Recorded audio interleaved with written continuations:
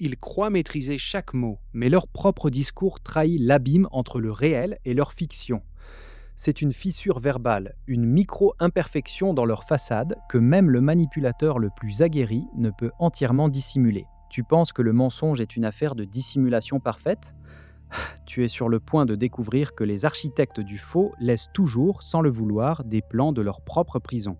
Ce que tu vas comprendre aujourd'hui, c'est un mécanisme psychologique d'une puissance insoupçonnée, celui qui force un menteur pathologique à saboter sa propre histoire, mot après mot.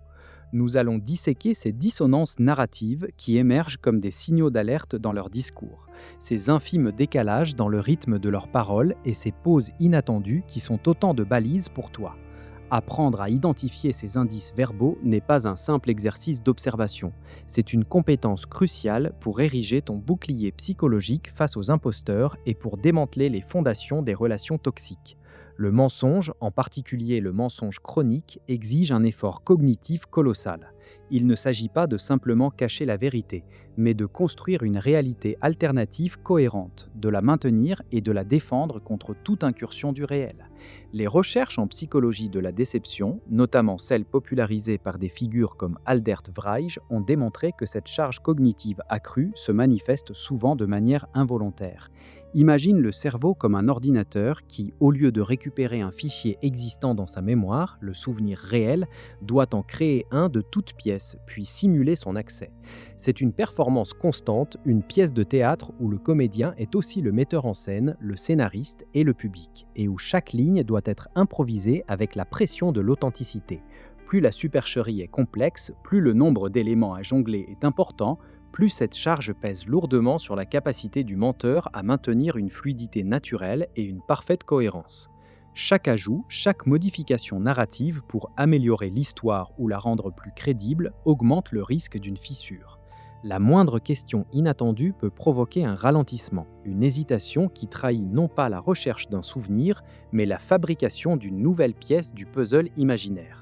Le menteur tisse une toile et chaque fil rajouté alourdit la structure, la rendant plus vulnérable à la rupture. C'est cette pression interne, cette nécessité de créer et non de se souvenir qui se manifeste par des signes verbaux que tu vas apprendre à repérer. Et quand tu comprendras comment cela fonctionne, tu ne pourras plus jamais entendre une conversation de la même manière. Maintenant, comment cette machinerie du mensonge se déploie-t-elle dans ta vie, juste sous tes yeux, sans que tu ne le vois? Prenons un exemple. Imagine un collègue qui te raconte une histoire rocambolesque sur sa grande réussite d'hier, une victoire professionnelle éclatante. Au début, son récit est fluide, presque trop parfait, comme un film scénarisé, mais pose une question simple, une question de détail que seul un participant réel à l'événement connaîtrait. Soudain, son rythme change. La phrase qu'il était en train de former se fracture. Une micro-pause apparaît, juste un instant trop longue, avant une réponse qui semble un peu trop générale ou qui contient un détail qui ne colle pas tout à fait avec le début de son histoire. Il dit « Oui, le client a adoré ma présentation ». Puis tu demandes « Ah, la présentation sur le nouveau logiciel A ou celle sur la stratégie B ?» Et là, une brève hésitation, un regard fuyant peut-être, puis « Oui, la présentation globale ». Le mot « global » est un indice. C'est une retraite stratégique vers une généralité pour éviter l'incohérence spécifique. Ce n'est pas rare, c'est partout. En amour, c'est ton partenaire qui décrit son week-end tranquille alors que des doutes te rongent. Il te raconte avoir passé l'après-midi à lire un livre. Mais quand tu lui demandes quel livre ou s'il a apprécié le chapitre qu'il lisait, son ton, d'abord assuré, devient légèrement plus monocorde, moins nuancé. Il pourrait dire « Oh, un roman d'aventure très prenant ». Puis tu enchaînes « Ah oui, lequel ?»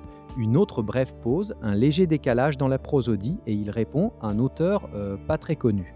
Ces variations de rythme et ces pauses inattendues ne sont pas des signes de réflexion profonde, mais des microsecondes de construction mentale. Il est en train de fabriquer une réponse, de chercher le bon détail qui ne le trahira pas, plutôt que de simplement se rappeler une information.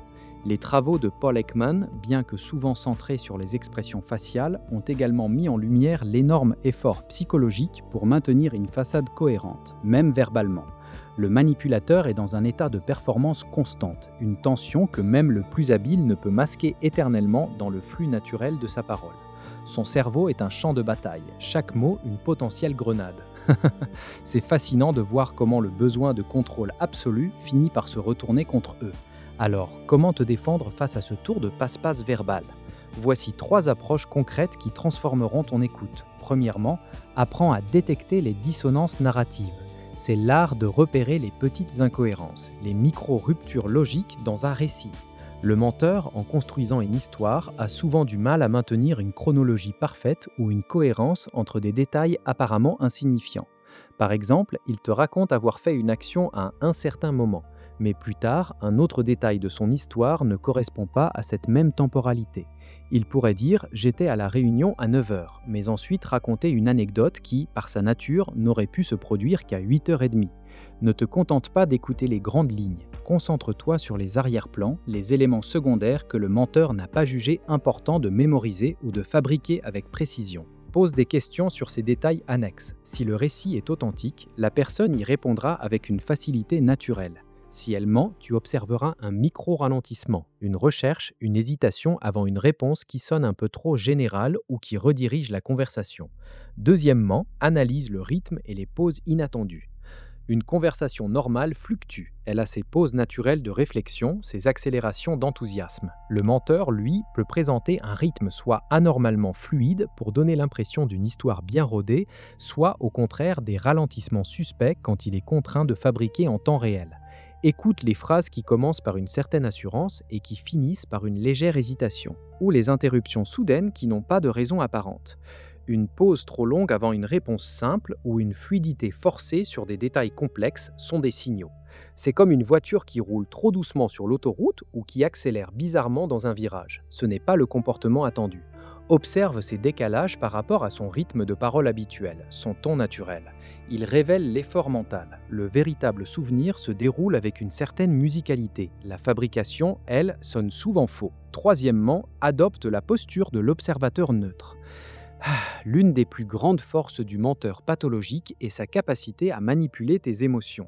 Il veut te faire douter de toi, te faire sentir coupable, t'attendrir ou te mettre en colère. Quand tes émotions sont activées, ta capacité à analyser objectivement le discours est fortement diminuée. Pour te défendre, tu dois apprendre à décrocher tes émotions du récit. Écoute les mots comme si tu analysais un fichier audio, sans investissement personnel. Concentre-toi sur les faits, les détails, les enchaînements logiques et non sur le sentiment que la personne essaye de te faire ressentir. Cette distance émotionnelle est ton plus grand atout. Elle te permet de voir les failles, les dissonances, les pauses construites sans être emporté par le courant de la manipulation.